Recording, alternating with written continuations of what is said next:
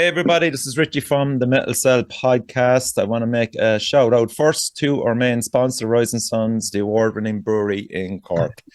So tonight is a special night. I've been looking forward to it for the whole year. It is the Metal Cell Awards night. I'm here with my peeps, the forums. I've got Evan, Danielle, Howard, and Joe. How are we, lads? Thanks for joining us.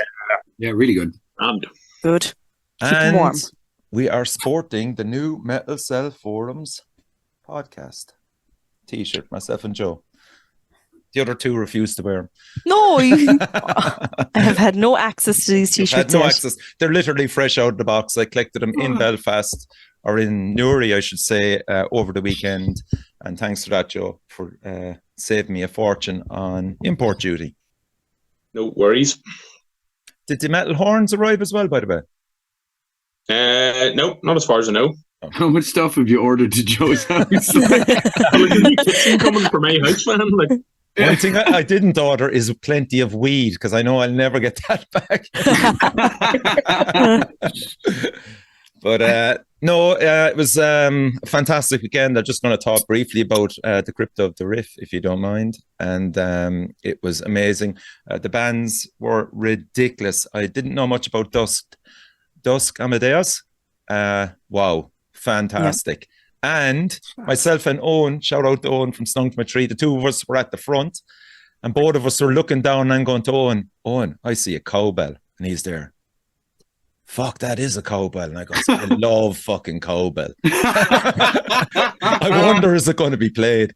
And sure enough, man, it was Jake actually knew the song, and he says, yeah, this is coming up. Next minute, the girl picked up the cowbell and was banging away with the cowbell. Deadly. It was like, what are they called? Don't Fear the Reaper. Oh, yeah. Blue Oyster Cult. Blue Oyster Cult. Yeah.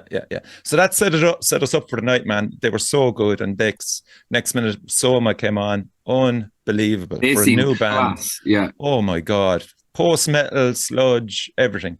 Yeah. Just sung so well as well. They've everything going for them. Eddie from Molar Bear is the drummer. He's the drummer, yeah. Yeah, really, really good. Look out for them next year. And then to the boys, Molar Bear. My God, they were excellent. Or was it Sky Pilot? I think it was it? They might have given Eddie a break. Yeah, maybe so then, yeah.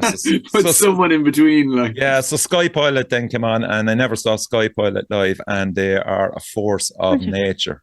Jesus Christ. Wow. They were supposed to play The Siege, remember? Yeah, that was the April one, was it? And James it mightn't have been James. One of them got COVID. Might have been. Yeah. 2 or 3 days before it or something. Yeah, complete bummer. Did you not see him at Urban Assault one year, Richie? I did. I did, sure. Yeah, I was drinking, but I hadn't seen him in ages. I was drinking. Because you don't drink at any other gig. No, that's true. Actually, Danielle, you're spot on. Jesus. So then Molar Bear were fantastic. They have a new album coming out, and the songs off it are just ridiculous. Everybody went crazy for them. Just pure mayhem. And of course, then seeing the final cut to the throat was Elder Druid then. It was devastating. Yeah, videos looked hefty. Oh, man. What a great scene to have up there. It was packed. Fair play to Jake for organising everything. I wasn't there for the second night, but by all accounts, it was still really well attended, and some great bands on the second night as well. Yeah. So that's it. Yeah, Alex from Tombs looked fucking shook after the weekend anyway, so yeah, it was good. It was just a great sense of camaraderie up there. It definitely helped that the lads from Limerick were there, along with myself, and then Adrian Williams came up, and Dara and a few mates of from the depths. Emmett, yeah. Emmett's mates were there as well, yeah. So. Oh, I know the lads, yeah. Yeah. So it was good, really good crack. Brilliant. A real who's who of the metal scene, huh? Wasn't it just? Big expose on rock and roll. Oh, God. I wonder, did they benefit from the gig in Sally Long's being cancelled? Did they get a few people heading up? Maybe. Yeah, what a load of fucking shit that is.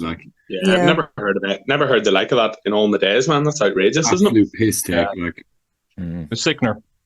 Yeah. And did they say to them, this band's coming from England, and they're like, oh, we don't care. Christmas time, there's any miscommunication. I think they knew exactly what they were taking on. saw the dollar signs on a fucking Christmas night out, I guess. And They saw the Christmas jumpers and were like, do you know what? Well, I'll be having this now. This is like, it's as well for a place that's supposed to be like a rock bar.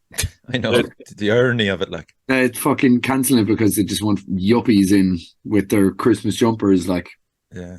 I don't know, man. ridiculous. I had my 21st in there fucking 20 years ago, like, you know, fucking hell. It's sad to see it go like that. I mean, Yeah. especially when there's a band traveling over, you could kind of have some sort of understanding if they're trying to make a few quid, having lost so much over COVID. Yeah. But this isn't the way to do it, is There it? are two rooms in the bar, though, weren't there? Like, you could have had the gig on and. Oh, you yeah, could yeah. have, Yeah. It's You like know, it'd be free in, I think, isn't it? it's free in all the time. It's You couldn't true. really Yeah. charge to get in there. But like the argument was, I suppose, is that it would scare away the Christmas jumpers and the, you know, tanned legs.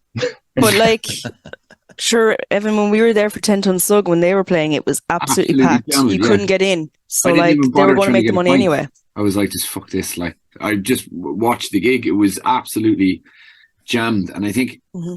one of the Yeah. massive pities about it is like the last while, it's almost like Galway's trying to get its feet back, because years ago, Yep. you had to go to Galway. It was the same as any Yes. other, like it was just somewhere you had to play. And it gradually started dropping off. You know, like Feast weren't doing gigs anymore. I know Sean was like selective enough about what gigs he puts on because he has his own life, you know. And Yeah. you know, then you're getting something like this, and it's just like, it's such a kick in the nuts because last time we were down for 10 Ton Slug, like there's people that want to go to the gigs, like there's people that want it. So it's a pity What that. do you think the reaction will be then? Do you think people will start boycotting putting gigs on there, or is that Well, even an I know option, there's a or good what? few people that just aren't. They're going to stay away from actually drinking there just because it's kind of like, Yeah. I get you're just soured from the place, which I get. Like, you know, It won't last long, though. I think that, you know, people will. they'll go back. Yeah, but it's They have a regular crowd that aren't going to go anywhere else. So There's not many places to go in Galway to listen to Yeah. rock, or have a rock jukebox or whatever it is. It really is the only place. where are they Yeah. going to listen to Sum 41? Like, But I mean, it is a bad reflection on the whole scene that they can do this to bands and days before. The days real kicker before. is the They fucking- don't fucking think this. They didn't think it Man, through. in the run up to this, consequences. since last fucking March, all the gigs that have been on in Sally's, and I've been part of a few, have been fucking packed, and it's Yeah. been great. And there's been a ton load of people at it on a Saturday night, do you know? So that's what kicks it for me. It's just fucking, it was momentum building. Yeah, that's Now exactly we're what looking it's at for me. 3 Yeah. months of fucking nothing, do you know? Yeah. yeah, So I I do think feel I think as well, like, you know, the fact that there was a UK band involved, and Right. you're really hoping that, well, obviously the flights and everything was just awful for them to have to pay that, but you're hoping that it doesn't get around. UK bands will talk. Yeah. You're hoping that it's not going to be a thing of, we're not really going to book anything in Ireland. What if that happens to us? Yeah. I really hope that that's not going to happen. I was on to Peter from God of Sons, and I was like, this doesn't happen. Like, you know, like, Yeah. you know, so I was sickened for him. But he said they're hopefully coming around anyway. It didn't put him off coming back to Ireland anyway. I think it'd just put people off Sally's Yes, rather I than think so. yeah. Ireland as a I think so. whole. Like, And you know, I they- think- Especially lads like yourself, Evan, who are like, Yeah. you're organising gigs. Like that's the last thing a promoter wants. If you're having to shell out the money for flights, guarantees, etc., for bringing an international band over, and then the venue literally turned around. Was it less than a week to go? Was it, or couple of days, and it was all done by text. Yeah, I'd like, to be honest, if that was me, I would have been a lot less gracious than Sean was. You know, if you're like, especially when you're talking few hundred, that initially was going to be out of pocket, but once like somebody makes the post about it, and you know Sally's get tagged in it, there's a change of heart, and there's like, oh, here's the whatever amount for it, you know, because that's the thing. It's like, if pubs and everything are talking to people, venues, they'll say whatever because it's behind a closed door, and then when things get public, that's when everyone tries to save face, you know. That's why we've had celebrities and shit that like come out with just the most like forced apology thing, that it's like, are you actually sorry for what you did, or are you just trying to save face so you can keep your career and business going? Do you know what I mean? Yeah. So I feel like there was a bit of that involved in it, because if they really gave a shit, they would have just, number one, done the gig, and or else, worst case scenario, not needed it to go public for them to be like, actually, do you know what? We will reimburse you the money for flights. Like, but yeah, shitty either way. Yeah, look, it's a small enough scene around Ireland, so a lot of bands have heard about it now, and for those that didn't, they will hear it on the Tonight Show, and I think there's a line drawn in the sand there, so hopefully that's the end of it. Yeah. Yeah. Okay, so let's go for it then. Let's start off the Metal Cell Awards Best of 2022. Nobody's getting this bar one person, by the way, so this is just Who? Best podcast from the depths. Okay, so I want to start off with Best Single of the Year in the Irish metal scene. I'll start with you, Danielle. Okay, there was quite a few there. Yeah, so I'm gonna just read out ones that stood out. Oh, that's kind of what I've done for most of them. So obviously Bridge Burner by Worn Out. Thanks. I hope I'm saying this right now. There's a lot of this now tonight where I'm like, I really hope I'm saying this right. You've got the expert there. Carpacanot. Oh yeah. Oh yeah, absolutely. Yeah. Overtaking the Voyager. That was fucking class. God Alone. That was fucking deadly. But the one I'm gonna, because some of mine singles kind of overlapped as well with Catchiest riff, so I just tried to keep them separate. But I'm gonna give it to Rot by Survivalist. Ooh, I thought it was nice.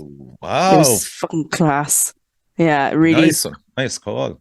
Yeah. The second I heard it, I was just like absolutely blown away. Yeah. From the second it starts, you're like, okay, this is class. Really, really good. And also Rot by Dusk Amadeus was a really good song as well. That doesn't have the cowbell. No, that's not the one with the cowbell. But yeah, no, Rot by Survivalist. Yeah, good just choice. Good choice. Okay, Ev. Some of them I have lists for. The other one, a lot of others I was actually just knew exactly which one I wanted. But for best single, I've ETC by God Alone. Oh, okay. Great tune. I'd say I was half of the plays the day that came out. I like, did a little all day. But it was such like I think it was just, there was the progression of, if you saw God Alone live, it wasn't as massive of a jump as some people thought it was, but I think that was just a ballsy first single as well, to go from, for people that might have only seen them live maybe once every year or two, and then they come out with that, and it was just fucking excellent, like absolute stomper of a banger, like. But ETC, God Alone. Cool. Howard. So for me, I'll just jump straight to it because my list is way too fucking long. So Red Sun Alert had a couple of recent singles. I think it was Assume Power was the first one. And literally the last one that came out there. I was listening to it there over the weekend. Only the last couple of days, actually. I didn't listen to it when it came out. But it's fucking awesome. It's like a 90s type. You could see it being on something like No Disco or something, Yeah.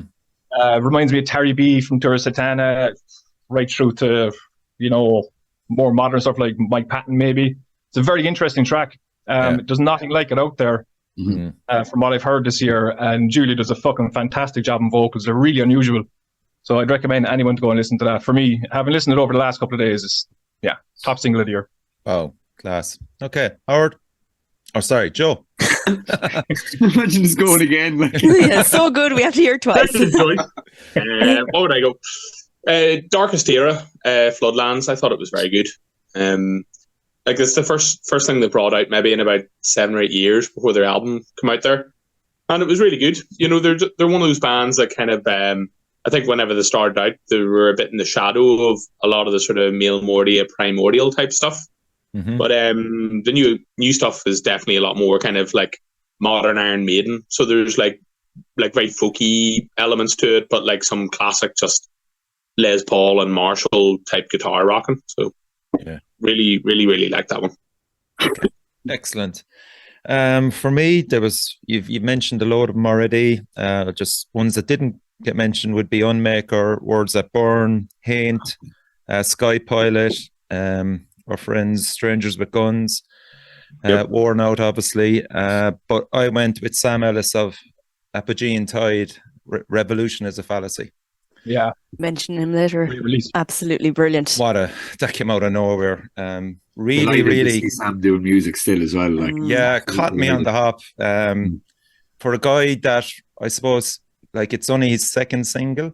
It was myself and you interviewed him, Howard, wasn't it? Yourself, yeah. Yeah. He was very hesitant about his vocals, I thought, and to hear the way he portrayed that singing on that song, man, he's no worries. It was just so really well composed. So many different elements in the song as well, which is what I loved. It's a trip of a listen. It's really cool. Yeah, he's an amazing awesome musician. Like, yes, yeah. he's a brilliant musician on top of that. So I'm going to play it here, and we shall enjoy it. So as I said, this is Apogee Tide.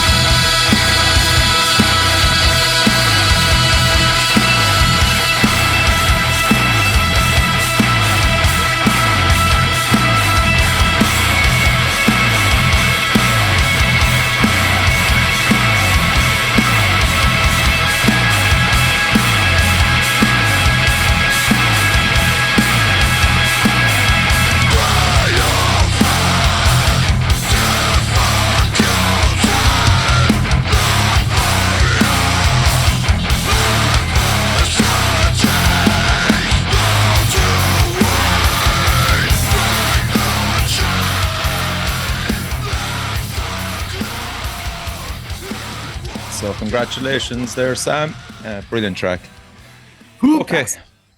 Right. Best EP. We'll move on to that. Evan, maybe you could kick this one off for us.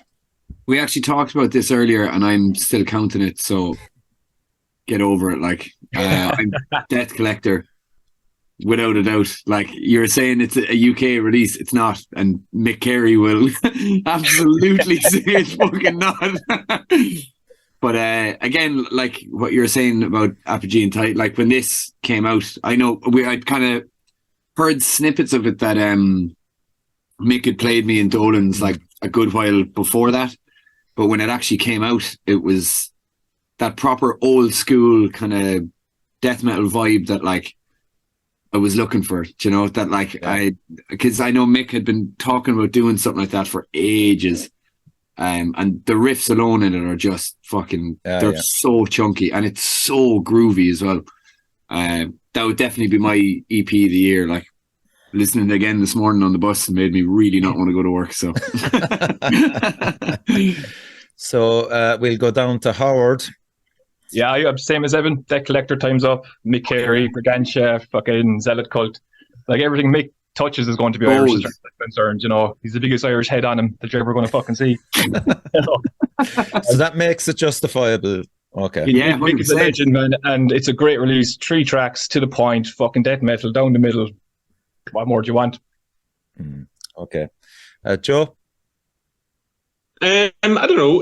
Is it an EP? But I would say Worn Out. Probably it's probably the best short that I've seen this year. Really, really good though. Like I think, like you're building on the sound of was it 2020 the last one come out of? Was it? No, it was December 2021. 2021. Yeah, but like I think like there's definitely a big step forward in terms of direction and songwriting and stuff. So fair play to yous. I appreciate that, man. Thank you very much. Okay, Danielle. So I had Desk Collector as well. For fuck's sake. I did want to mention I'm not fucking criticizing. I'm just going, okay, Jesus. Isn't it just as well I found an Irish band? Well, I was going to mention Carpacanot. Am I saying that right? Carpacanot as well, yeah, great release. Yeah, Light as a Particle. That was class. Yeah. But yeah, Desk Collectors. Yeah. It's Irish, like, come on. Yeah. Well, it's Mick Carey. It's this is no more anybody more Irish than Mick Carey. No, it's fucking class as well. Like, it's just undeniably class. Well, of course it is, yeah. But anyway, so I went with Four Knot from Across the Moors. Yeah, cool.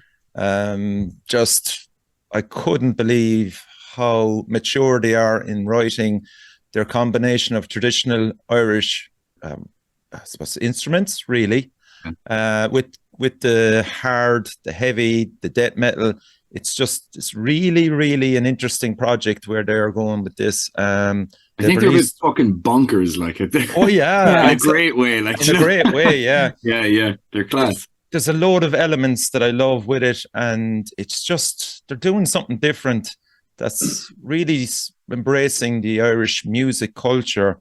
And where they can go with this, God knows. But like they're doing field recordings out in woods, recording fire and playing around it. Like, I mean, Jesus, like it's just so they have different. One tune that's like 3 minutes or nearly 3 or 4 minutes of like just this weird percussive kind of thing, and then the tune kind of starts in. You're like, you forget what the fuck where you were by the time it starts. Like, mesmerizing, like.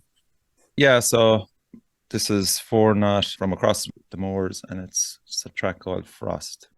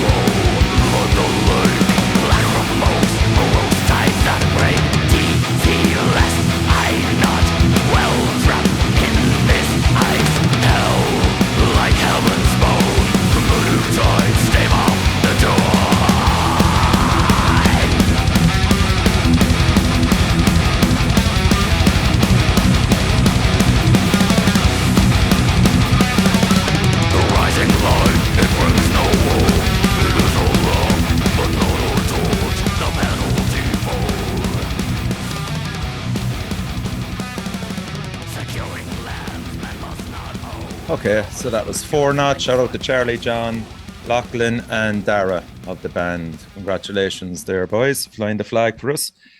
Right, on to Best New Act. We'll start with maybe Joe. Any opinions on this? Not really, unfortunately, man. Like, okay. I suppose part of the thing is, like, for me, I'm not a huge fan of like super aggressive vocals, and this just hasn't been a really great year for like traditional metal in the country. So like there's been a couple of bands like we featured earlier this year, Expedition, the little thrash band from like from Donegal. Like, I can't honestly say I thought that it was brilliant or anything, but I think it's kind of promising to see more of that stuff coming through. But yeah, not a lot for me this year, unfortunately. We saw Mortal Backlash. Yes, it did indeed. Now, yeah. I think they've been on the go for a few years now, though, haven't they? Yeah. But I think they do. Expedition could grab that crowd. Or similar enough. Yeah, you know what? It's one of those weird things. Like, and Ev and like previews would be able to attest this. Sometimes geographically, it can be a pain in the hole being like, you know, somewhere like Cork or somewhere like Donegal. Like, now, Ev took the bull by the horns and started putting on shows locally and stuff, but like that hasn't really happened in Derry or Donegal or anything yet, you know. So yeah. But watch this space, hopefully. Okay, Danielle. So first of all, mention of To War of Attrition. Yeah. They're young lads. They're really coming up. And John's given them a great platform there. Yes. With bad rep, John and Kieran, like they're playing a lot in Limerick, so they're really honing in the craft, like, you know, so that's great. But the band that I want to give it to is the Slua. Class. Okay. Yeah, I think they have a lot of potential. And I think it'll be make or break for them when they start playing live. Okay. They haven't played live yet, have they? I haven't seen anything. Not yet, no. Yeah, so I think that'll be real make or break for them. But what they're building, they're gaining momentum, and I think it'll be interesting to see where they go. Yeah, and I mean, that release is very impressive. It is, yeah. Yeah, good call. Howard? Yeah, I'd agree with Joe. I mean, look, there was a lot of stuff came out this year, but I think we were spoiled in the previous years. A lot of really cool bands, the likes of God Alone and so on, that came through. Yeah. And so it's been a pretty poor year for me. I found a lot of the vocals and a lot of the new releases really grating. It was a bit monotonous at times, but Apogee and Tide, or Pogie and Tide, however you pronounce it, with Sam. Yeah. I mean, that to me, that's a new act coming out, and it's one that I'm excited about, and it's one that I really hope does go down the route of being a full-form band. Okay. Reliable and brilliant, but I think overall a poor year for new acts. Right. Interesting. Okay. Ev? Luckily, my best new act doesn't have any fucking vocals. Daz Gak. That's yes. Daz Gak. They're in the middle now of starting to roll out their album. They've released 2 singles. They just released the second one on Sunday. Why on a Sunday? I haven't a fucking clue, because I only actually realized that it was out today. I was near my phone on Sunday, but yeah, I feel like they're going to be, like, musicianship wise, they're incredible. I've had them on. I think I've had them on maybe 2 Dead Cult gigs, but I've seen them I don't know how many times, and they're brilliant. Like, and I feel like they'll be one of those bands where in years to come, where, like, you know, Memories on Facebook is bringing up gigs from like 6 or 7 years ago, and they're always at the bottom for everything. Do you know what I mean? So I think it's a matter of time before people start seeing their worth, and they're just going up and up and up, because they're excellent. Like, really, Keane really is in the band from God Alone, and who are the other 2 lads? There's Philly and Jackson. So it's 3-piece. They're absolutely. They're like, young, aren't they? Those 2 lads. Are they? They look young. Well, I don't think we can really, like, everyone's young. I suppose for me, hit a certain age. Right. Everyone's young. They get served, like, you know, they're allowed into the venue. That's just... Well, okay, that's the way you judge it, really, wouldn't you? Yeah. Okay. So shout out to Dazgak. Great call. I had the pleasure of seeing them live in Fred's for one of your gigs, and they were fantastic. Really, you couldn't take your eyes off them. They were so different. Like, there's a lot of musicianship going on there, different melodies, different beats. Yeah.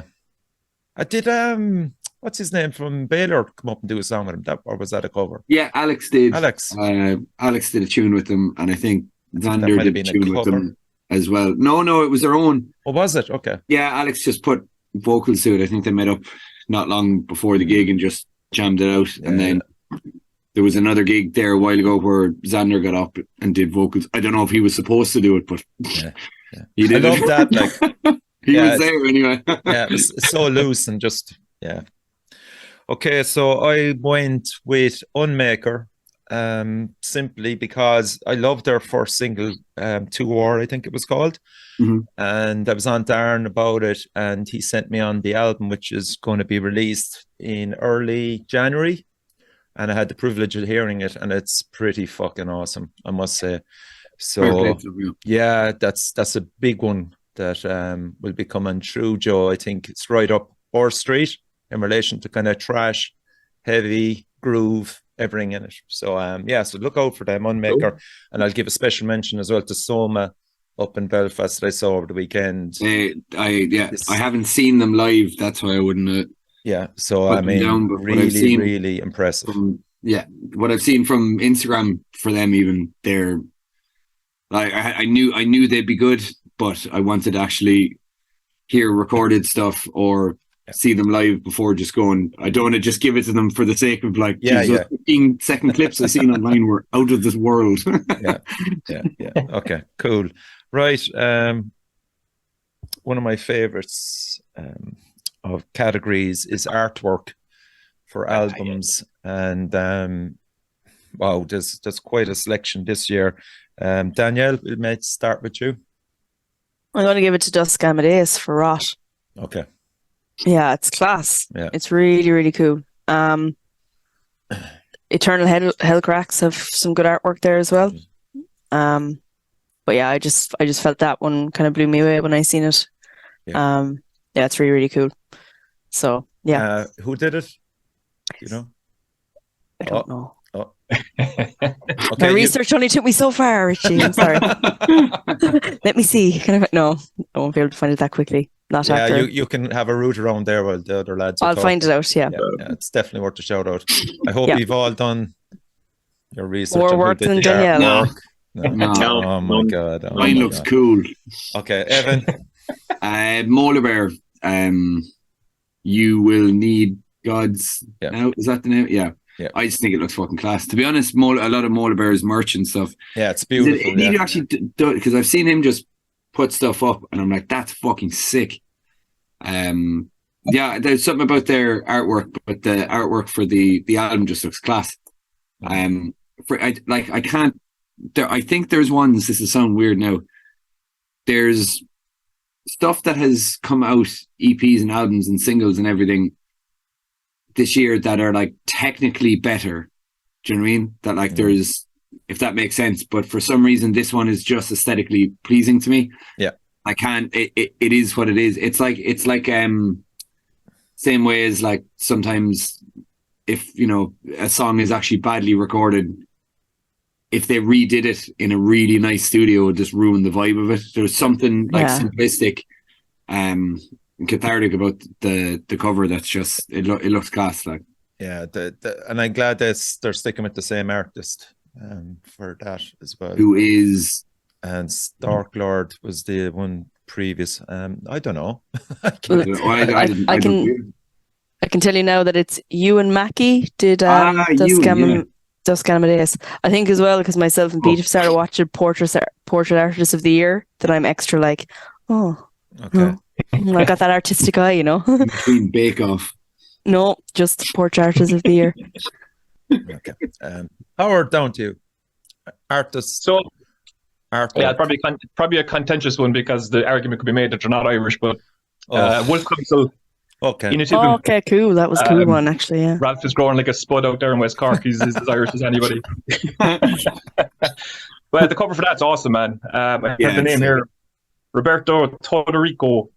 Right. And it's, you know, if anyone hasn't seen it, it's like these 5 hooded figures around a portal, seeming like they're going out to sea, and there's like a really cool red and black interchange there. It's an awesome fucking cover. Really, really liked it. It was the one that, you know, stood out most to me this year. More so than most, I think. I think it was a bad year for art. Jesus Christ. A bad year for art. You know, there was very few that interested me at all, but that one, I liked it from off the bat. That's cool. People are gigging this year. That's the thing, because everyone, they got the release. The donkey work is and now we're just on a fucking tour. That's what it is. Yeah. Okay, Joe? You know what? There's been actually some art that I've really liked this year. There's definitely been a lot more sort of half traditional Irish art on the cover of albums and stuff like that. And it's really good to see that kind of stuff coming in because, as you know, like the whole AI art thing is getting insanely popular now. Like, and you see so many covers now where there's just some wee hint of sort of getting an idea that it hasn't had a human involved in it. But I really liked Unyielding Love's album Flesh for the Furnace.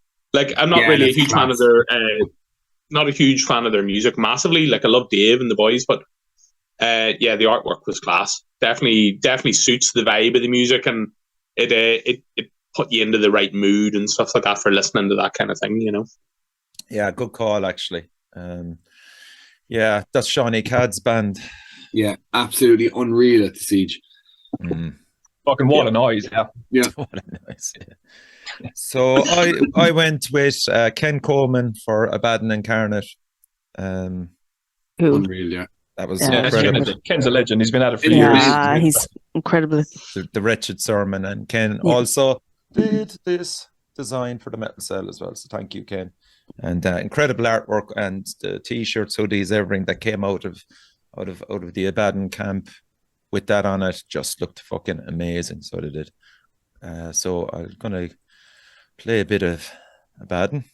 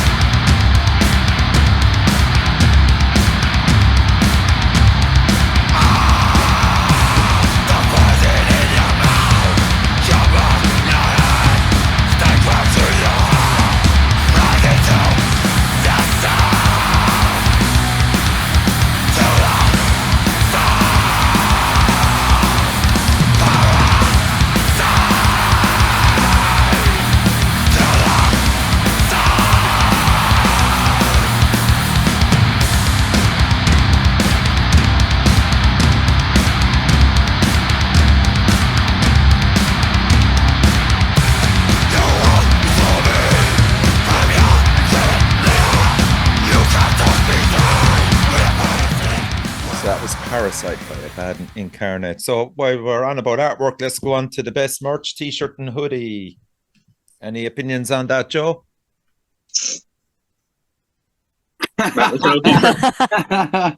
Great stuff. Thanks, glorious. Joe. Yeah.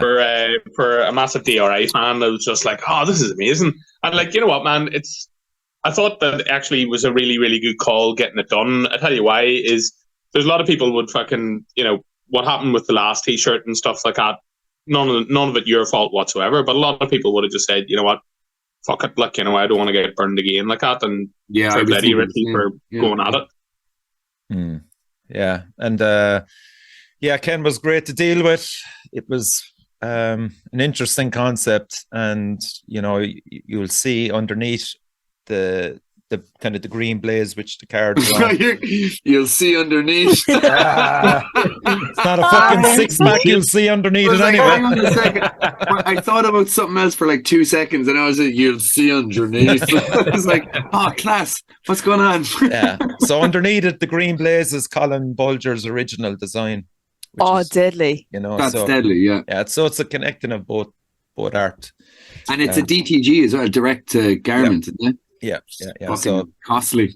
Pins to Knuckles did it, and did a great job. So thanks, Joe, for that. Big shout out to Ken Coleman there for doing the artwork on that. Danielle. So Trench Knife. Their hoodie was fucking class. Yeah. Trying to keep it quiet, but I've got that ordered for Pete for Christmas. So you better hope this doesn't come out. It's come out Friday, isn't it? Yeah. Surprise! Yeah, do the happy Christmas before 8 o'clock. Anyway, do the presents. Yeah. Another one to mention, and I thought was fucking class, was Grace Dagg's one for the Siege that Marie McGuinness did. I think I mentioned her every year for the last like 3 years or so. She's and rightly so. She's fucking class. Yeah, brilliant, absolutely top class. So yeah, they'd be the two that kind of stood out for me anyway this year. Okay. Oh, year one, you worn out as well. Who did year one? Did you? You had for the Siege. My fucking brain now. Can't believe him. I can't. Actually, another one I actually have to mention, and I really hope they run the hoodies again. Sorry, James Sheridan. Yeah. That's all. I really hope they run the hoodie again. Was Bad Reps one of the two boys. Like, I really hope they get the hoodie back. I was really hoping I could get it, but it's all out in like a few minutes. I'm still waiting for mine. I ordered another one. I think the lads, I think they just put up something the other day as well, being like, there was delays and everything. And like, that's fair enough. Okay. John is not he's not Amazon, like, you know? And he's a dad too, so give him his fucking, let the man do his thing. Leave him alone. Yeah, you'll get it when you get it. Shut up. Okay, Evan? I have Bad Rep just for the picture of Kieran and John. Yeah, that's class. I literally have it there. It's fucking... Like, I cried laughing the first time I heard it. I was like, I saw it and I was like, I'm getting this anyway. Yeah. It's excellent. Like, it's top class. So good. I can't, who was it that actually did the artwork for it? I can't remember. Oh, it's something media somewhere. Yeah, absolutely. Blasted heathen. Unbelievable. It's just like, even, you know, I find as well, because it's black and with the purple on it. Yeah. You kind of like, just, you know, if someone's walking past, you're just kind of like, oh, it's some kind of cool design. But it's like when you actually are there talking to them, you're like, who are they? It's the pints of Guinness in their hands as well. There's so like, much, it's just the small details. Detail in it. Yeah. The purple on back as well is just excellent. Like, so, Bad Rep, get mine anyway. Yeah. Howard? Yeah, same Bad Rep. I mean, the Siege of Limerick merch as well. Blasted Heathen did a lot, and big shout out to them because the designs have been fucking fantastic. Mm-hmm. I know the lads have the concept of it, but to execute it is a really difficult thing. So Blasted Heathen, double whammy, Bad Rep, and the Siege of Limerick merch, fucking fantastic. Yeah, have to agree. Same as myself. The purple John and Kieran fighting in midair, throwback to old Black Sabbath and. Yeah, it's just class. So it is. So well done there. Okay, so that's that one out of the way. Let's go for best video of the year. We will start with Evan. There was two that I couldn't decide properly over. There's Molar Bear's video for what the fuck is the name? So I don't know. Mega Supreme. Yeah. With the keyboard warrior one, like that, I think it's just the funniest shit ever. It's so shit. Do you know what I mean? Like the video is really shit, but that's what's amazing about it. Yeah. Like it's so, like it's like a B movie thing, and I think that's obviously done on purpose. And I just think it's so funny. But then you have the opposite side with Self-Inflicted by Archives. Just the amount of work that went into that video is incredible. Like, you know, everyone did such a great job. So I'm kind of like torn between the two. I probably would go for Molar Bear just because it's so dumb. It's so stupid that, like, I feel like that's gonna. Yeah, I'll give it to Molar Bear. Yeah. It's so stupid. Yeah. Joe. I'm gonna give it to Molar Bear as well. I thought Omega Supreme was hilarious. Like, and like also definitely taking the bull by the horns on the limitations of budget and just saying fuck it, let's just have a laugh. And like the personalities really came through in it as well, which is what you want out of a video. Look at, you know. So yeah, cool. Okay, Howard. Yeah, I went with a left field choice, I guess. Senzar, Black Hole Devouring a Star. Right. I haven't seen many videos this year, if I'm honest. Very little. Assume Power from Red Sun Alert again a couple of weeks ago was a pretty decent video. But in terms of what I like, and nothing special about it really, but turn it on, listen to it, watch it. It's fucking cool. Ray K Media did the video, and it's just old school 90s Neurosis style overlays kind of thing going on. Yeah. No modern effects, just you know, straight up. And I really enjoyed it. You know, I was trying to find a video over the weekend to actually measure up against it, and you know, I watched the Molar Bear one too, which was great fun, but it's easy to do a hand-up video, I think. We do it ourselves in the Magnapina, and, you know, it's hard to do a quite a serious video over a serious song. So you got to give kudos when they pull it off, you know? Yeah. So, yeah, Senzar. Okay, cool. Danielle. Yeah, I'm not really one to watch videos, so I wouldn't know too many. The one that I thought was quite funny and it was simple out was God Loan. Was it? I think it was for ETC, was it? EDC, yeah. Yeah, it was. Craftwork one, like, yeah. It was really funny. Like Yeah. I just had a good laugh off of it. And all Strangers with Guns had a few ones out as well this year that were good. But yeah, no, God Loan's one, just because it was just a Julia piss did take that out of one. everything. Like, And who did it? Any of you know? Julia from Red Sun Alert. Red Sun Oh, Alert, yeah. really? Okay, cool. That's nice to hear that. I went with Jack Penders of Rotlust and that track Nascent. I've never seen anything as good as it with professionalism. Olga did it from Dublin. she's class. She's involved in loads of stuff. It was just incredible to see a solo artist come out with something that quality. He said that he more or less left her do her own thing. So he gave her the music, and what she came up with was incredible. And just there's a lovely scene in it as well where the camera is panning across. It's at the very start, and the cover by Stephen Lindsay of Iron Parasite show to Steve. One of the models is actually kind of impaled on something. So it's a lovely kind of inside joke in relation to the album cover as well. But incredible balls to do what he did with it, and shout out to Olga, man. It's up there with anything you'd come across with professional artists now, the likes of Behemoth and them like that. Right, it's up there with that, in my opinion. Yeah. So if you haven't seen it, check it out. Rotlust, Nascent. Did Olga do Golgotha by Elder Druid as well? Or am I picking up the wrong person? Good question, actually. Maybe That video was cool. That video's fucking brilliant. Very cool. Yeah. That could be her, all right, yeah. I was Yeah. talking to Jake about it. The second, how many times did we play Belfast? I think the second time we played Belfast. The last time we played Belfast, I think I was talking to him about that video, and I think that name sounds familiar. I could be just filling in a blank that suits my moment, but I feel like they won time as well with her. I feel like I remember listening to the podcast you did with them, Richie, and there was something about that. I could be completely wrong now, but it's that kind of style with Jack as well. So maybe it is. Be worth looking up anyway. Okay, so which do you want to do next then? Catchiest riff or best live performance? best live performance is sexy. Like, Okay, we'll go with that. Put you on the spot then. Best live performance that you saw now, like not best live band, but best. No, live I heard there was. performance. I don't go to gigs. Fuck that shit. Like, but yeah, I was watching some on YouTube now. God Alone in Cypress Avenue was excellent. Like, I think there was such a, because the album release as well, and fair play to the lads. It just, like, you know, it had everything.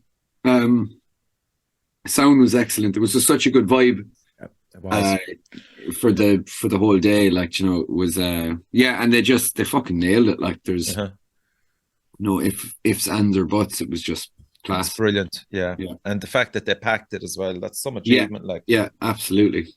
Okay, Joe, have you been going to much gigs lately? Not a lot. The last two gigs I went to were Bob Dylan and The Cure, and I don't think either of them are Irish or metal at the minute. But you know what? Actually, earlier this year we did some Irish gigs and we had the Dangerfields supporting us. They were good, but actually, Mortal Backlash, Mortal Backlash, they were very, very good. Really. Definitely going places. You know, definitely still have that extremely young lad sort of type vibe about them. You know, but yeah, I think if they can stay the course, they'll definitely go on to good things. Yeah, it's interesting. That, yeah, definitely. Howard? So there's a couple jump out to me, but the one I picked is going to be difficult to explain, so bear with me. So I saw Red Sun Alert a couple of times, fantastic. God Alone, obviously. I wasn't at the launch, but the few times I saw them before that, they're just, you know, they're hitting another level that's hard to catch up with at this point. Lugosi, saw them, and saw them twice, and they were fucking fantastic both nights. I love to see those guys. I don't think they've been up to entertaining Belfast. show, man. They're fucking great. They fit on any bill. They're just great guys and a great band to watch. But for me, the Magna Pina played a show in Fred's in October with a band called Jagged Baptist Club from America. But it's not them. The support band pulled out at the last minute. So we got this guy who came in. He's only a young fella, about 22 or 23. And he announced himself as Elvis. And, he stayed in character from 5 o'clock in the evening till he left the fucking building at 2 o'clock in the morning. He did a one-man show fucking to a backing track that Aidan from Love Buzz had put together. A mixture of grindcore, country, performance art. It's just him and a drum and doing Elvis moves, and it's fucking 30 minutes of insanity. It was just watching the American lads looking at him going, what the fuck is it? They didn't see anything like this ever. They just thought this was what Irish people did, like, you know. It was fucking awesome. And you Where's see he that from, Howard? so many times. I've no idea who he is, where he's from, who the fuck he is. I've never seen him before. Never seen him since. That's just insane. I've seen him since. Came in with the quip. He spent a half an hour getting his hair done upstairs in the green room. It was fucking amazing. Fucking escorted down with his security detail onto the stage and fucking did his Vegas Elvis moves. And to grindcore backtrack with the odd Elvis sprinkled in. Do you know what? It was amazing. Fuck God alone, I take it back. I wasn't even there. I picked that. That's the shit I want to see. It's amazing, amazing. And you see it all the time when some fucking mad cunt gets up on the stage and is wacky and you're just like, this is shit. But this was just, it's on 10 levels above everything. Yeah. It was amazing. Brilliant. Amazing. Jesus, that sounds amazing. Elvis is the best performance I've seen this year. Yeah, there isn't a unit of measurement for what the fuck just happened there. Oh, God. Danielle?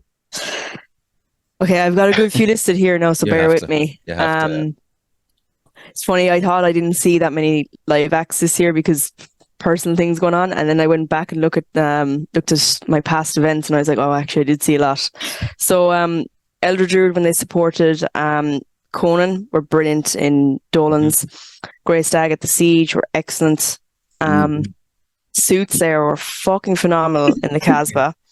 And Zora at the Dead Cult gig that I went to. That was fucking insane, wasn't it? That was fucking brilliant.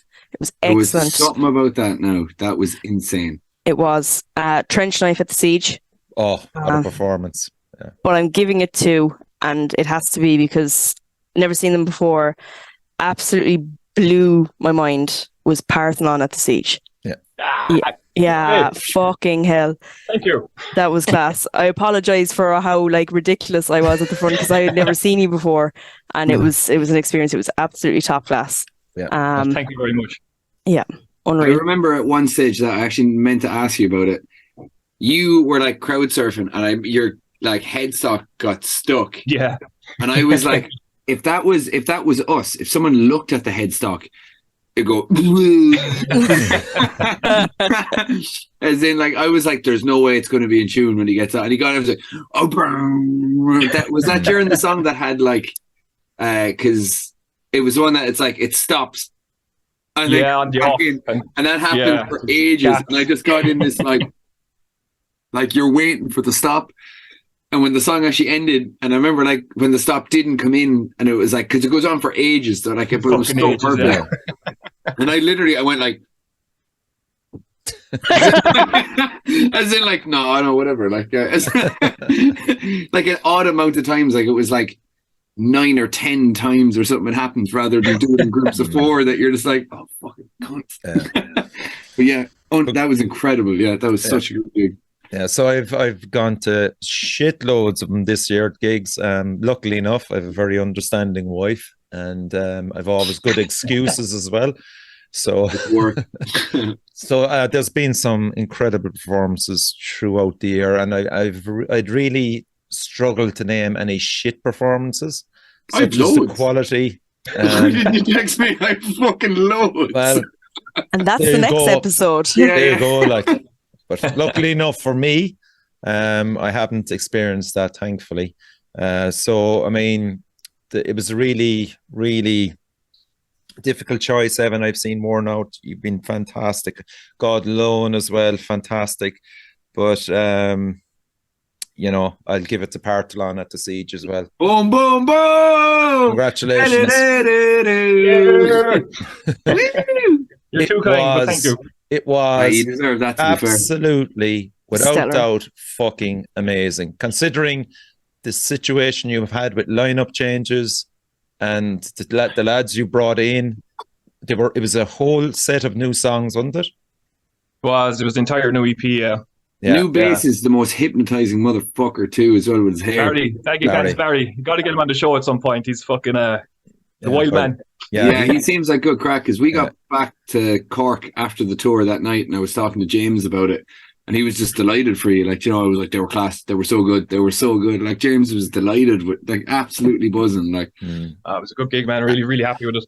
And the fact that you crowd surfed twice with the guitar, man. Yeah, my fucking age, man. Jesus Christ.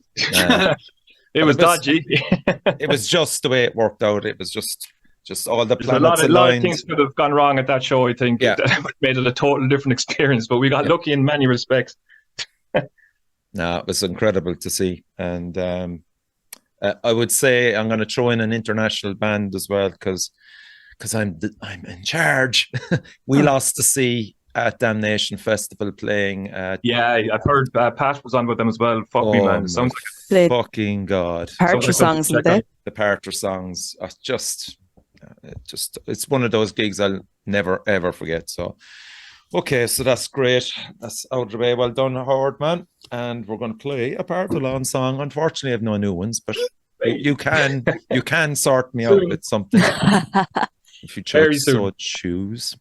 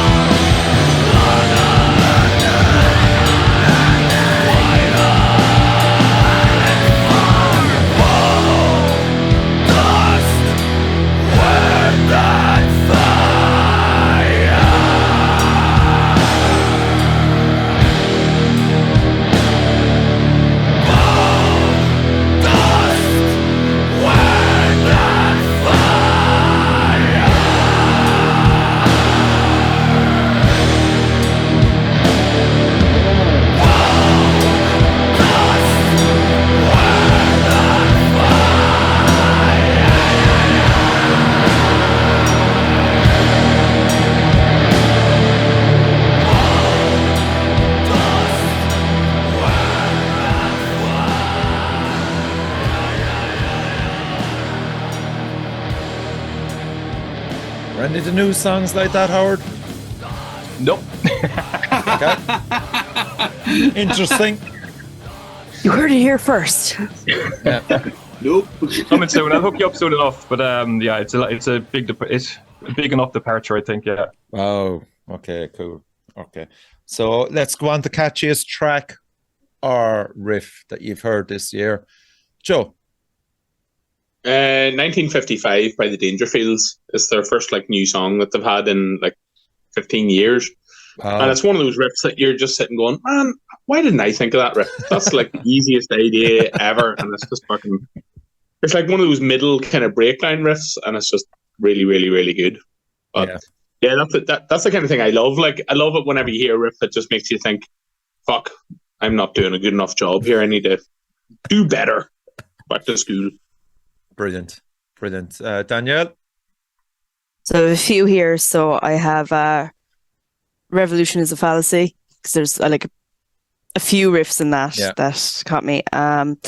Cyanide Gems, Waltz of the Mad. Oh yeah, it was really catchy, wasn't it? Yes, very catchy. Strangers with Guns, Dial It Back. Very catchy. Oh, so good. Den of Lions, Words That Burn. But I'm going to give it to, and it's probably not catchy for anybody but me, but the Sluas single, I'm not going to try and pronounce it because it's Irish and it's really proggy, but you love that. Yeah. I remember when I played it, yourself and Pete loved it. Absolutely. Yeah. I've been listening to it nonstop. I think it's probably my most listened to Irish song of the year. Wow, Jesus Christ. Yeah, just really, it just caught me. So yeah. Okay. Howard?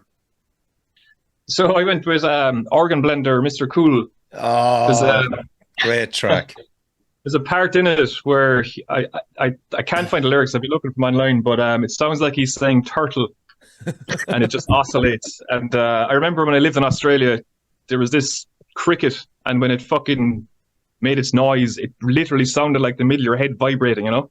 It felt like it was coming from inside your skull. Right. And when he says turtle on this, there's a sound effect on it that just does that. It just gets into your fucking brain and tickles it like.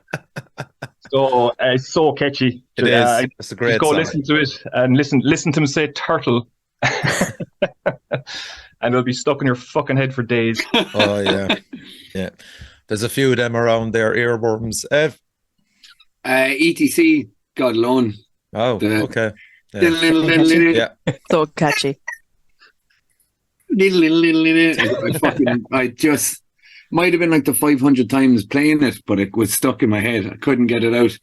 Be one of those things like if anyone gave me an aux cable at any stage, like over the summer, chances of being God Alone are very, very high. Yeah, that's a class one. Yeah, there was a big selection actually this year, and always Strangers with Guns seemed to come in at the last moment and get it. So they're going for their third year in a row, but unfortunately, sorry Jeff, you didn't get it this year. Pipped at the post. So yeah, there was some great ones. I had that one as well, Howard. Organ Blender. Cool. Yeah. But I went with Yurt and the song Paralyze. Yeah. Looking great. Yeah, so shout out to Boz, Steve, and Bushy. That's right, yeah. Bushy. We had a great chat with him on the podcast here. Great lads and a fucking excellent release. Really is. Great discovery, like, you know, it really is. So this is Paralyze.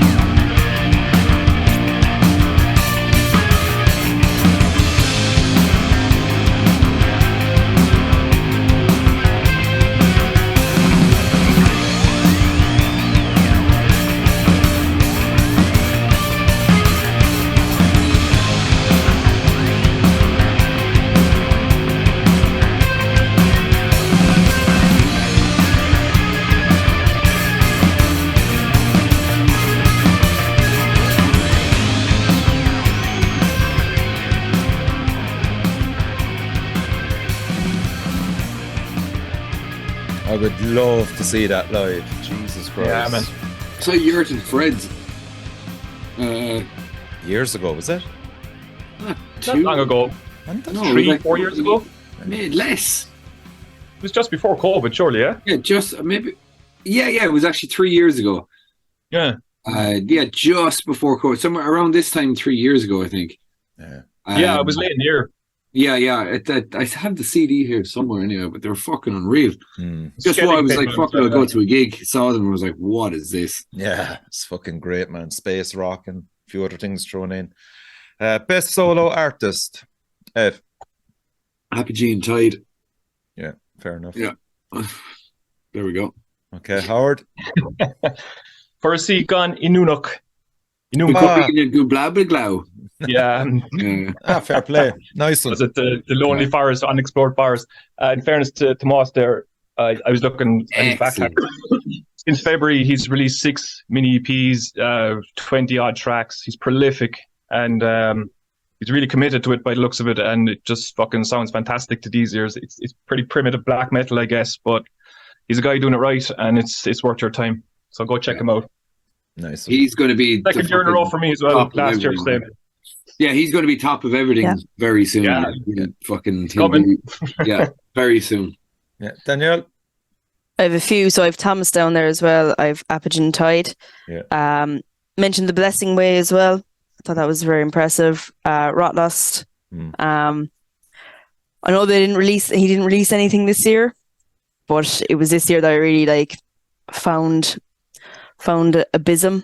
So fucking good. Abysm. Shout out. Yeah. Alex. Yeah, I listened to a lot of that EP inside out, really, really good. Yeah, I hope he's going to do something else. He's apparently. So, I was a year late, but I got there. Yeah, okay. That's great to hear. Brilliant. Yeah. Joe? Nothing for me. There's I'm not really a big fan of solo artists in this kind of heavy metal anyway. There's some stuff I like. I love Hellripper and stuff, but I wouldn't really, even though it's just James's band, I wouldn't really consider it a solo project, because that's kind of like Toxic Holocaust. It is a band, it's not a person, But yeah, no, there hasn't been anything really Irish that stood out for me solo wise this year, unfortunately. Okay. I think solo wise as well, it's we'll say even last year or the year before, there was loads of stuff. I want real drums, and I want again, I love Apogee and Tide, but I'm kind of make that a real band now. Yeah. Do you know That's what I mean? where you see it going. You want to, you can see yeah. And it's no offense to anyone. It's just more I actually just go bedroom music stuff. I'm I always have there's a wall. Yeah, there's a wall. That I'm there's a wall before, of enjoyment. Before it gets to hard to get. my head properly. I'm this is really good, but I need it to be an actual band. There's a wall that I can't get over. But yeah, Apogee and Tide stuff is great, but need the band to come out of it. Yeah. Okay, so best solo artist for me goes to Jack Penders of Rotlust. Sick. That album is just absolutely incredible from start to finish. He did the whole thing himself, and he got in some fantastic guys then to add to it with brilliant guitar solos or vocals as well. So he really has got the quality control, the composition, the lyrics, the video, as I said. So I want to give a shout out quickly to Adrian Foley of The Ancient Dark, Tom from Frosty Gun, Ook Dog, yeah, keep going the way you're going, Tom. We all love you here. Keith McCoy as well. Very interesting stuff Keith is doing, and Kevin Byrne of Sonus Mortis. That was a release that came out in December. Check it out. It's really, really good, and lovely guy as well. Kevin was in Valediction. And if you remember Valediction? No. Okay, fair enough. Okay, well done anyway, Jack. No. Congratulations on that. Okay, so we're going on now to best social media. Yes. This should be easy enough, hopefully. Who's been on Facebook, Instagram for the whole fucking year, bar Evan and myself? Plaguing people. Danielle. Well, worn out obviously of a great great social media, kept up to date. But I really enjoy the Tombs Grey Stag social media. The two of those kind of tie it for me really. Always know what's going on with them. Yeah. So yeah, I don't know. When you said it should be obvious, did I miss someone? I hope so. I hope, because I've missed someone anyway. Yeah, no, because Tombs Grey Stag, like I'll always like watch the stories, and it's always fresh. It's always interesting for me, anyway. Yeah. Okay, Howard. For the second year in a row, Brigantia, they posted once to give out about the Sally's gig. Go on the fucking lads. Go on the lads. The anti-win. I love it, Joe. I don't know. Like, I think Strangers with Guns and Lugosi do both a pretty good job of letting you know when they're going to be about and what they're doing. Yeah, which is great. The thing I don't really like about social media that you get with a lot of bands is it's either only ever about the music or, you know, other bands that they like. Like, I think there's bands who could be doing a lot more out there to try and push charitable causes, or, you know, especially stuff with like Ukraine happened in the last year, you know, and I don't think really any band should be staying silent on stuff like that unless you're specifically trying to just say it's music only for us, you know. But yeah, I think like I would probably say Strangers with Guns, just because they've been about a lot this year and they've done a good job of sort of getting the word out about it, you know. Yeah, and they're great crack as well, to be fair. You know, they don't take themselves seriously, which is always a nice thing sometimes. Joe or Evan? Yeah, like there wasn't anything that like Stranger with Guns. You know, great, funny. Like they're the Joe stuff. He makes me laugh. Like I'll definitely give him that. I love God Alone. This with the yup over, shut up in the bed. Yeah. Sheesh. Like, you know, that's great. But I think with social media, it's like, I think the more active bands, if you have, say if you're going to bring a photographer to a gig and spend the money knowing that it's all encompassing, not just the one thing it's after, you'll get bands that will come across a lot better. So like God Alone do very well because they have their own vibe with it, I guess. And then you have like Stranger with Guns that are just funny. But like, to be honest, I'm like with this one, I'm kind of like, whatever you pick is fine with me. Well, actually, just now that I think about it, Gamma Bomb do a really great job of their social media. Now that I absolutely think about it, like natural and funny. Yeah, no. Now that I think about it, I think social media as well is kind of a thing that you shouldn't have to think about it. Like if you're thinking, oh yeah, I see them a lot, that doesn't always mean a good thing. Yeah. With it, and now that I have thought about it, Gamma Bomb do a really, really great job of. Is that yourself from Philly, Joe? Is it? Or? No, Philly, he's worked in social media for years. Like he ran the Guinness page and the Coca-Cola page and etc. on Facebook, and he has a lot of experience doing all that sort of stuff. Okay. But there's definitely a personality through it, Joe. Like you can feel a personality coming through. Again, that's what I really liked about Lugosi, and what I really liked about Strangers with Guns is you really got an idea of kind of what the people in the band were like by following them on Twitter or whatever, you know. Yeah. Yeah. Who I went with anyway, shout out to the lads, Molar Bear, and their latest run into Christmas with the album. It's really entertaining. Oh, yeah. So they're just very funny, and you know what? They're doing a kind of combination of a few things, just mixing it all together and putting it out there. So yeah, I'm enjoying it at the moment, where they're going with it. So yeah, it's kind of a hit and miss thing with a lot of social media. I'm fucking sick of it, sick to the teeth of it actually. But necessarily, I feel just on what Joe was saying there at the start of the lockdown when Bandcamp Fridays first came in, Partalone, you know, we put all the proceeds to CUH in Cork for the nurses, whatever the fuck it was. I can't remember what it was. But the amount of it wasn't a huge amount, but there was 3 lads messaging the Twitter page over and over and over again, COVID-19 fucking lunatics. Just, you know, you just draw them in. Fucking the one time you're positive, and all this fucking under fucking belly negativity just starts seeping into your phone of fucking messages. The guy going like, why are you paying for this fucking COVID hoax fucking thing? It's like 90 quid. We don't make a whole lot of merch. Do you know what I mean? Jesus Christ.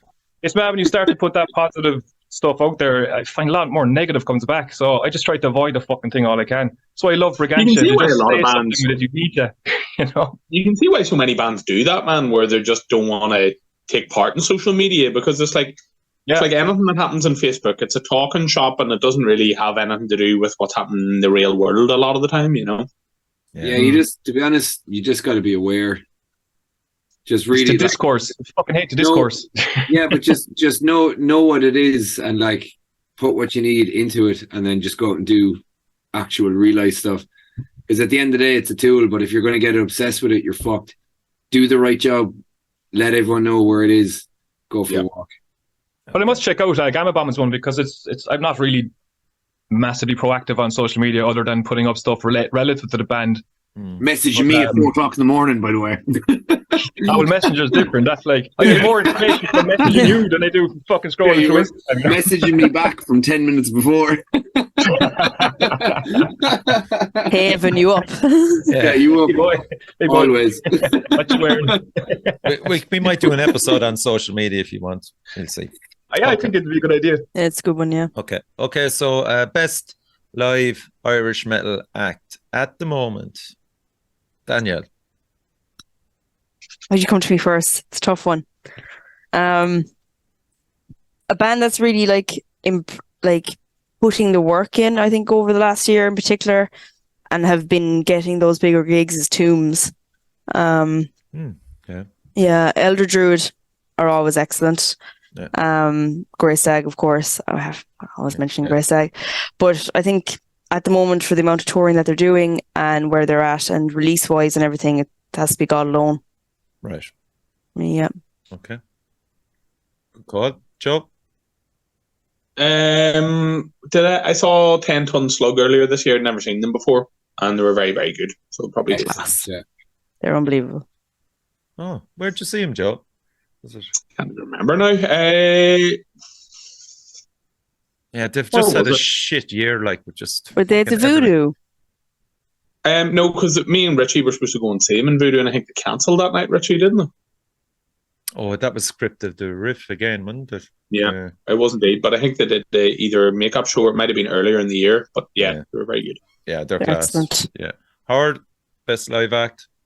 Yeah, God Alone are an obvious shout. Red Sun Alert were a good live band this year. Lugosi, fantastic live band. Recommend anybody to go see them.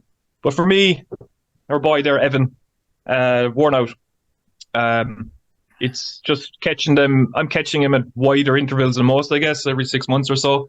And you're starting to see massive strides forward and massive progression. And the live show is just so fucking honed to a T. It's just great to watch. The boys go on to set up, they fucking rock it out for 40 minutes, and you're done and you want a bit more. They remind me of Norma Jean, fucking Hatebreed in the 90s. Just, it's a craft that the lads are at the moment, and any young bands out there should go check them out, because that's what you should be aspiring to be like if you're performing live. So definitely Worn Out. Yeah, well done. Appreciate that, man. Cool. Ev? Yeah, Worn Out or great. No, God Alone. I've had them on Freds. When I had them in Freds, they were a bigger band than they were in Cypress Avenue, but like probably one of the most God Alone things I've ever heard in my life. Stage is tiny. Let's add more members. But yeah, they were excellent. Like see, my thing is, if I start going down like really good bands that I've seen this year, I'll start getting pissed off that I've missed X, Y, and Z. So I'm going to go with the one that, like, it's God Alone for me. Again, best live performance and best live act, as in, like, they came hand in hand. Like, that gig in Cypress Avenue was like, that was massive. It was proper sexy. Okay, so I have a toy. And I literally get as much love watching Oh God Alone and Worn Out together. I can't separate them, really. Evan, you just bring it it's absolutely fantastic to watch ye. It's great knowing ye, and when you go up on stage then and just seeing ye blast it out, man, it's really a joy. And God Alone are certainly different to what ye do, but again, entertainment wise, there's so much going on with them. So yeah, and it's fucking mighty that the two of you are from Cork. So up fucking Cork. That's the thing, like The boys. fucking good mates. I'd love to see the two of you do a double bill, actually. That would be fucking class, Yeah. wouldn't it? Yeah, there was talks about stuff like that, but got to find the right Be incredible, yeah. time for it, I guess. Yeah. Okay, so well done. God Alone and More Now. Was that a double winner, was it? Give it to God Alone. Draw. No, it Give was it a to- draw. give it to I'm not God going to Alone. separate you, no way. Yeah. Okay, so we're on to best album. Best album of the year. Joe, start with you, man. I'm gonna have to go with Nomadis Axis Primordial. It's So pretty good. new, but yeah, really good, man. Like, I think for the vibe that they're going for, it's like the best of Sepulture. It has the goodness of Beneath the Remains, but it has, you know, that Roots vibe and like even the more recent Eloxy stuff. So I think they do a really good job of like sort of like bringing that sort of heaviness and the vocals, but it also has a lot more melodic stuff involved. So Yeah. good on them, and like quite out of the blue, like because me and Richie went up to Belfast. I think it was it last summer or was it? I can't remember what it was, but I remember talking to Freddie about the band, and he was very despondent, saying he didn't think the band was going anywhere, and they couldn't find a drummer and stuff. And man, what a difference a year makes! Like they really, I think I and they were remember. amazing live as well. So Yeah, I remember awesome. when we were up there, he was like that as well. He was That kind of was like, the same time, Evan. yeah, because he was very. It's mad to see it now, like where he was. Joe, you're completely right. Like he was very kind of almost being, I don't know what to do, or like this is the idea I have, and blah blah blah. And then we're it just looking felt for like a all of drummer a sudden, for around the year, like. yeah, it was just boom. Yeah. The stuff they've released is incredible, and I haven't heard anything negative about it. The only thing I've heard is that it's like shockingly impressive. Do you know what I mean? Like, and Yeah. again, Freddie's just one of the loveliest human beings you'll ever meet in your life as well. So that helps them. Yeah. Yeah, Jesus Christ, what a band. Okay, Ev, who gets it? There's probably a few. There's quite a few actually great releases this year. Jesus Christ. For album? Yeah. Yeah, God Alone. Okay. Simple as that. As in, like, this is why this usually happens to me.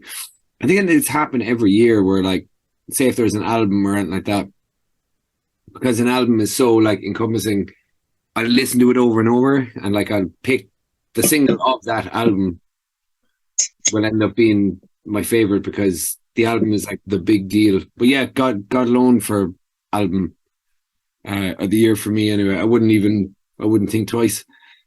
Nomad is unbelievable.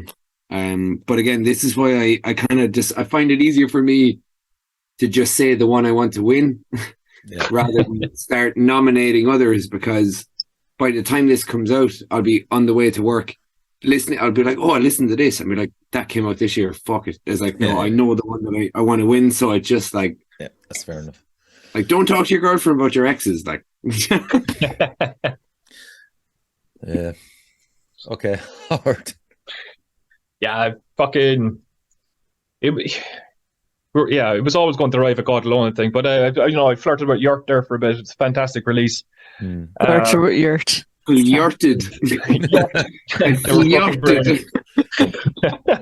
But God, I mean, look, they got signed to Prosthetic Records on the back of an album. And when I listened at first, it was difficult to tune the ear to it, I guess. For me, anyway, it overtook my sensibilities, I guess. But it's one of those albums where I've deliberated on in my fucking head over and over again, and I think about it quite often, more so than any release this year. And you can't argue with being signed by Prosthetic Records and the effort and work that they've done. Yes. So yeah, God Alone, it's at ETC is as good as it gets, and it's getting the plaudits that it deserves. And there's very few things that could compete with it at this stage, I think. Even Yurt, it was a fantastic release, but you're talking, these boys they're on a different level, I think. And it's like I was saying earlier, it's getting harder and harder to catch up with what they're doing. it's interesting. It's not for everybody, I guess, but are they moving further away from the metal scene? You feel them going in a direction that's, you know, pushing the more aggressive stuff aside, which is fucking the right move, as is proved by being signed, you know. But I think the boys deserve all the plaudits, and for me, definitely God alone. Okay. ETC. Danielle? Yeah, I have a list here now again. So, Strangers with Guns, All Pleasure is Just Relief. That was great release. It wasn't this year, but it was after we did our last one. So I think it deserves to be shouted out. Is Archives Decay. That was a good release. Right. Nomadus, again, Axis Primordial, Rotlust, Eternal Hellcracks, Where Dead Things Roam Free. That was a great release. But I'm going to give it as well to God Alone. I'm a massive fan of Foles and Tudor Cinema Club, and I can totally hear that those two influences there. But more metal, which is more what I like. So it's fantastic. I don't know how long ago it was, but I remember they played Kung Fu Treachery. I think it was actually at the gig in Cypress Avenue during lockdown. And I remember hearing Kung Fu Treachery and being like, that's fucking insane. And to finally have it released was brilliant. On top of everything else, like Tinfoil on the Walls, etc. It's a fantastic album. So yeah. Okay. God Alone. Yeah, so hard, ridiculously hard. I'm going to just name out the people, or the bands, I should say, that came close. The Slua, The Risen Dread, Cosgra, Frosty-Gun, Inuk Dog, Isolation. Glue blow. Yeah, Survivalists 7 was there as well. Senzar, God Alone, etc. Strangers with Guns, Sky Pilot, Organ Blender, the Magnapina Party Rumors was up there hard for so long. Was that this year? Fuck, was that this year? I thought it was last year because it would have been in there for me. Change my nomination. If it was this year, it would have been no, it was definitely this year.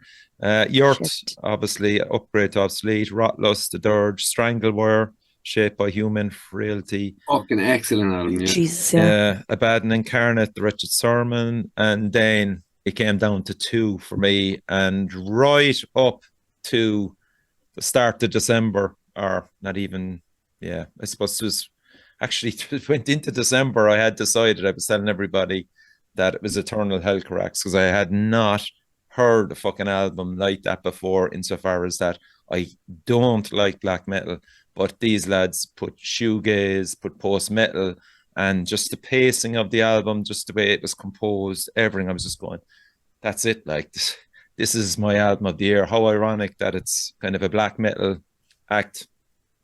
And then Nomadus released Axis Primordial, and it was fucking blew me away. And I've been waiting for an album like this for so long, because that's my buzz. It's trash metal, it's groove metal, it's fucking solos, it's brilliant trash vocals, brilliant drumming. The drumming is amazing. Yeah, it's unreal. It's fucking, and like Freddie just did a master job on all the lead work and the composition, and there's some great breaks in it. It's really well paced out as an album. So congratulations, Nomadus. And I was able to deliver the news to him in person Friday night. So we had a few cans in the middle of some estate with Neil at around half 1, 2 in the morning, smoking and having the crack with the lads. And and shout out to Mark Russell as well. Mark joined us as well. So there was myself, Freddie, Mark Russell, and Neil. And big shout out to Carl and Brett, the remainder of the lads in the band. Congratulations, lads. As I said, it's the album I was waiting for fucking 2 or 3 years in the Irish metal scene. You fucking smashed it. Josh did the mixing and mastering of it. And it came out on the Distortion Project Records. Big shout out as well to James Loveday for that project and getting it up and running and getting local metal out under their own label up in Belfast. So massive thumbs up. Right, so we are left with 2 awards, which are always the big ones for me anyway. And best Irish metal band. We've 3 left, Richie. Do we? Oh, Do we? shit. It's the Best international album. international album. Oh, if you want, we can do that now. Yeah. Actually, I kind of like whatever about that. Actually, I'd like. Well, not so much I'm the same, but like it's there. So we'll do that actually, because otherwise it'll be shit. Okay, Danielle, over to you. So I have a good few here. So shout out to Pat from Smashing Skulls. He got me into this band. Yeah, he's been great that way.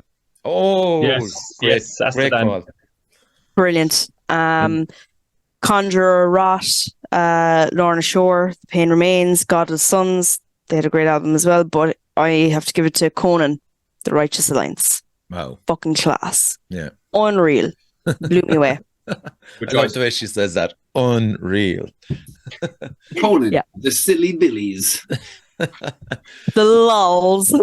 Joe, have you any international albums that spring to mind? It's been a poor year. The Hellripper album was really good. Like, me and Richie interviewed them there a couple of weeks ago, and it was great.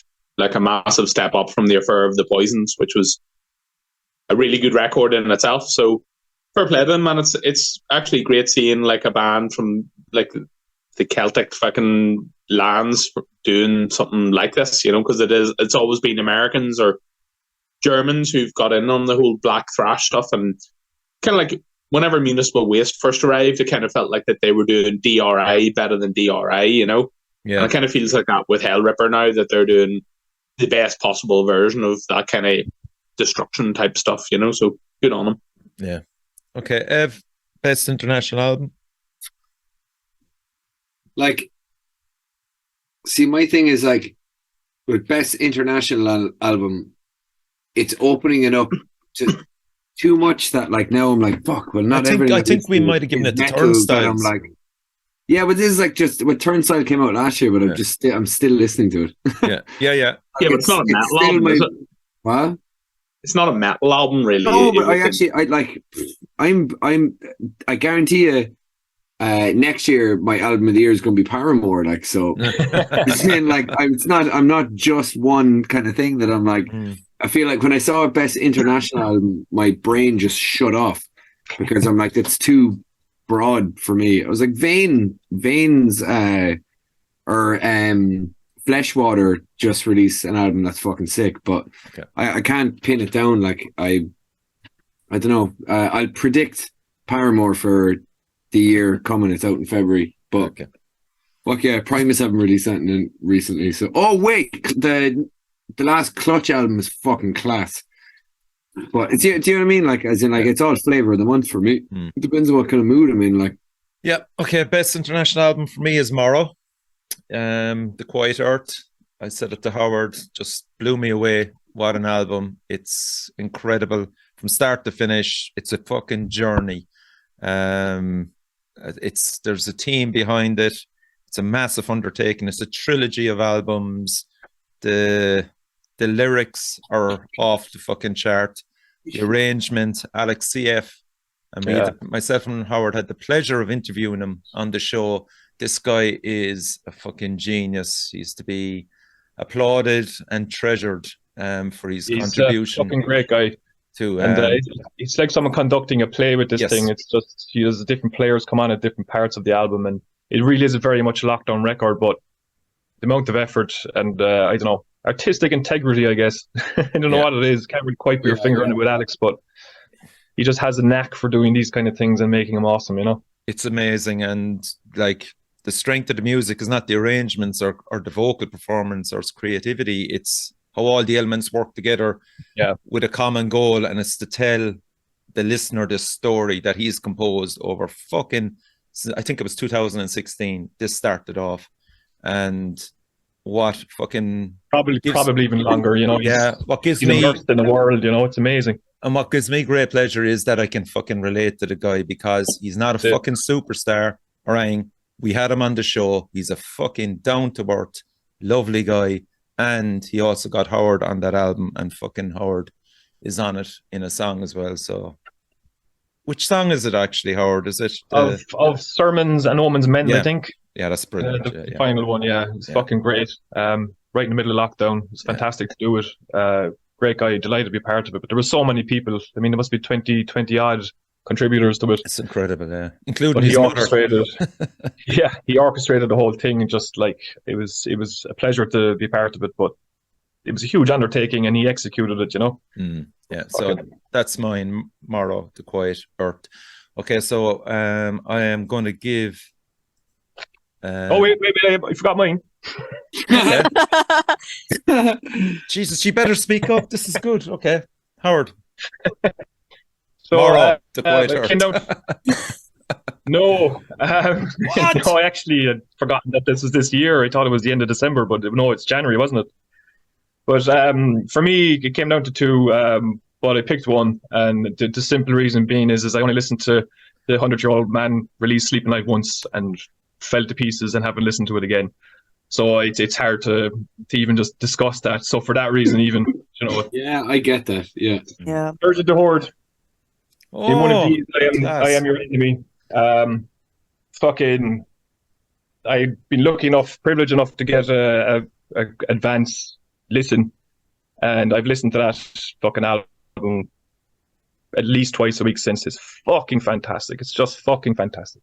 Go out and listen to it. Hardcore kids, emo kids, whatever you're into. It's black metal, but it's far more than that. It's just fucking great. It's hard to categorize. Shout out to Johan and Used with the Moost. Yeah. And Yell. They're fucking great guys. All over 6'10" or some fucking shit. They're like when they're around, they're like having fucking Irish wolfhounds just going around the kitchen.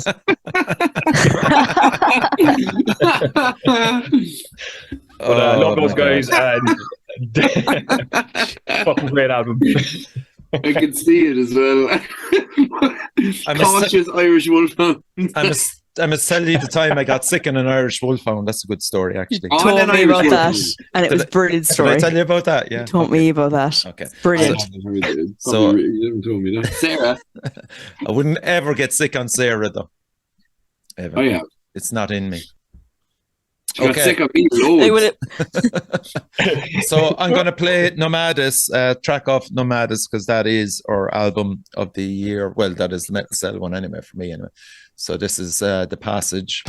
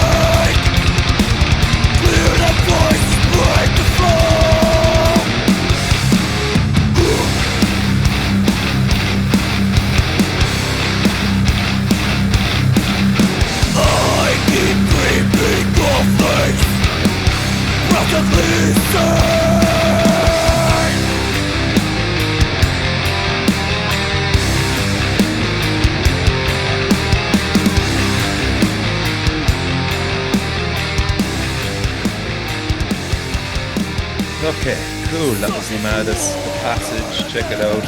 Soft album of the year for me, Axis Primordial. Sepultura Fest. Yeah, it's great. Yeah. Okay, so the last two categories, which are the big ones, is Irish Metal Band of the Year. Howard, over to you. Worn Out, without a doubt. Fuck, they're fucking great. Again, I'm a big fan of the lads, big fan of Evan. Just one of those bands that I had no interest in before. I just saw you as a Baylor clone. Yeah, and we were sitting in the jam room one day, and there was this riffing going on. Where the fuck is this coming from? And I remember just watching you coming out of the room and going, "Fuck, that was pretty cool." just watching how you've developed and put yourselves together, and the work ethic, the attitude, the savvy, just getting your shit together in a way that is just so practical. I just think you're being fantastic, and you deserve it because for many fucking reasons, and of course the performance at the Siege was just fucking top notch, 10 out of 10 performance. It was just fucking great. Glowing reports from anyone that speaks about you as people, as fucking bands to play with, whatever it is. It's the name that I'm hearing all the fucking time. It's the name we talk about at jamming. Worn Out are doing it right. Yeah, so fantastic. No contest. There's no one even close for me. Worn Out. Congratulations, man. Cool. You hit that by. That was actually lovely as fuck. Danielle? So runners up for me were God Alone, but I second Howard there. Worn Out. Lol joke, no. No, yeah, Worn Out. Just like kind of has captured kind of everything that you need to your marketing, your on-stage performance, releases, momentum. Yeah. Okay. Worn Out for me this year. Wow, great. Joe? I'm gonna have to go Nomadus again, just because I think that they've come a massive way in 1 year. You know, as we're talking about, they really sort of captured a massively original kind of take on that kind of sound, and it's not retro at all, even though like it is quite Sepultura as we were talking about. So I think fair play to them. I could see them going far, like, you know, so good on them. 100%. Okay. Ev? God Alone, baby. Yeah, just like fucking. Honestly, I think God Alone are just the band that you could put on every year, just being like, oh yeah, best one. But I think with the album and everything, they are kind of like at that pivot point where there's still a very DIY vibe about them, but they're now like starting to move upwards in it. I don't know how to describe it, but like for them to have this album out, it's just incredible. It didn't disappoint me at all. Every time I've seen them, I've had them on in Fred's, and I've seen them in like Cypress Avenue. They're doing like whatever they need to do, they'll do it. They they tour the UK on the bus. So they like, you know what I mean? I'm just like, yeah, cool. Whereas like I have to like pay someone to drive us, like, because none of us fucking drive. Yeah. So we just always have to do where they're just like, yeah, no, we'll just make it happen. Like, I just always respect people that are like, whatever we have to do, we'll do it and we'll make it happen. And I think they're one of those fans that I'm like, yeah, sick, unreal. Okay, so the Irish metal band of the year for me, again, very tight, ridiculously tight, but Worn Out for me. Win it. Again, congratulations, man. There was no previous consultation either. This is all. No, it wasn't. No. If it's like, oh my God, I'm so shocked. Yeah. It's just the sheer professionalism you bring to it, the passion, the fucking, we don't have a driver, but we still fucking get to the gig. We'll hire a guy, you know, I've done driving for you, you know, it's just, there's been a massive leap in you as a band, as people, and you're a fucking, just this massive entity now on stage where just, it's just an incredible feeling I get knowing you personally, to watch you, and I know how much you're so passionate about this band, and it's really fucking coming together, man. And as Howard and Danielle said as well, it's just great watching you, man. You're ticking all the right boxes, and this year was fucking Worn Out all day long, you know, so congratulations. I appreciate that a lot. Yeah, okay. So I Fleet Burner lined up as well that I got off Evan. Bridge burner. A bridge burner. I'm going to burn your fleet of ships to the ground.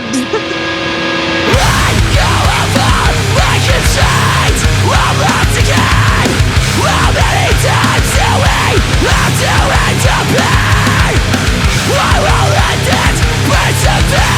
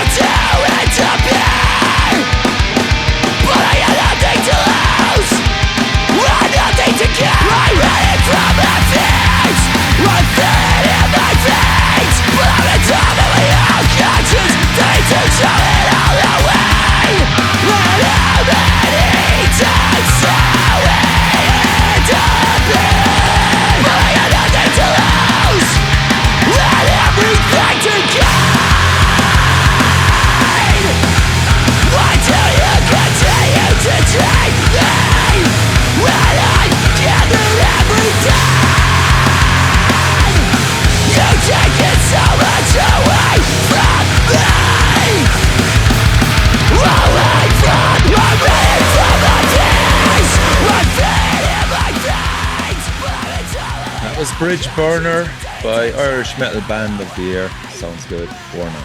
Congratulations, man. Appreciate that, boy. That's so cool. Yeah, well done, man. So the last award of the night goes to the most valuable person of the Irish metal scene, someone that we recognize that has done some incredible work for the scene selflessly, always puts other people first in relation to Irish metal. And I'm delighted to say this year we've agreed that James Loveday of the Distortion Project wins the MVP person of the year. Those that have met him and can only just handsome he is. Handsome and a fucking lovely guy. This guy lives and breathes the Irish metal scene, and the amount of work he does behind the scenes, I'd say, is staggering. He's heavily involved with Sky Pilot. He's over there touring with him. And the crawling. And the crawling, of course, yeah. Just keep throwing in whatever, because I will cover eventually. And he's also set up now a record label. Blind River, well. he was doing it with Blind River as well. He was. Yeah. I mean, this guy is like, he's more or less dedicated his life to it, really, hasn't he? Yeah. So I went up then to Belfast to present him with the award because I knew Sky Pilot were playing the Friday night, and James unfortunately had a stomach bug and wasn't there. So he had the shit. He had the shit. So he was shitting. He should have been winning. He was shitting. Well, it saved me going on stage presenting him with the award because I was in critical condition when Sky you had the award. shit as well, yeah. I would have been using the mic stand to keep me fucking upright at that stage. So yeah, congratulations, James, and I hope you enjoy the only award that was made for to celebrate you winning this. So well done, James, and keep up the great work. We all appreciate it down here as well, man. So that's it. Cheers, everybody, and thanks for providing some fantastic insights and great choices for all the categories tonight, and crucially, support your local metal scene. Bye.